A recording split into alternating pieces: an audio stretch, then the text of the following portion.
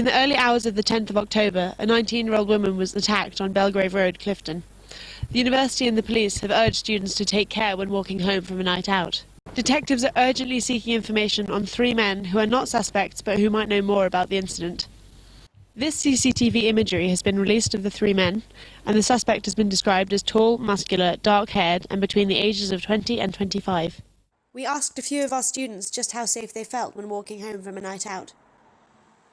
Usually I'm with friends, so I normally feel safe. I would never walk home by myself. Yeah, I never would take a taxi or walk home by myself.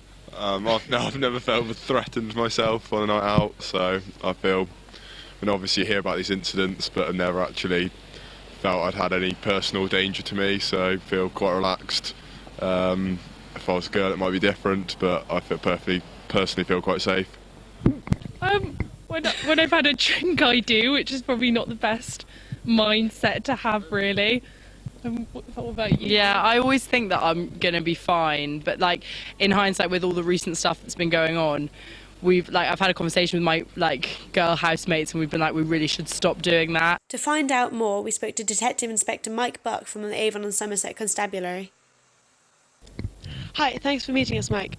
So have you made any progress into the investigation in this case? Thanks, Hannah. I appreciate the time speaking with you.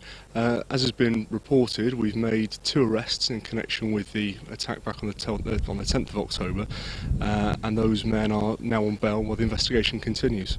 If we put in context what happened back on the 10th of October, cases like that are extremely rare. You know, I've been a student in Bristol, I've lived in Clifton and Redland for 12 years, and certainly in terms of do I feel safe and did I always feel safe walking around this area in the early evening and at night? Yes, I did, and that's exactly what I want for the students at Bristol University today.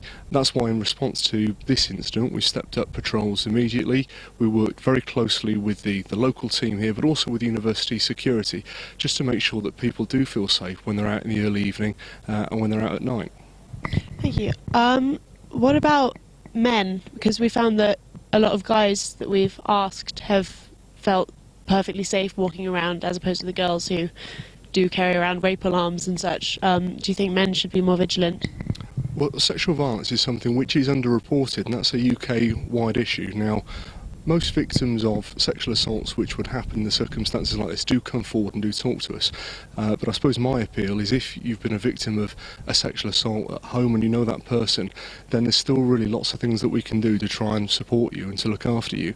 But in response to your question, should men feel safe walking around? Well, I would hope that everybody would feel safe walking around, but I appreciate that not everybody does, which is why we've taken the action that we have. How can someone contact your team if they've been sexually assaulted or felt that they need your help? All you have to do is pick up the phone and dial 101 from your mobile phone or from your landline, ask to be put through to Bluestone, and that's my team, and we can explain to you what your options are.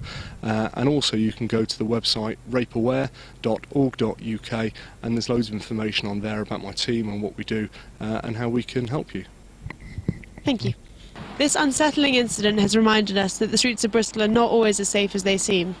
Everyone knows that it's not always possible to walk home with a friend late at night, but if you have to, try to stick to well-lit streets, and remember that the police have support available if something does go wrong.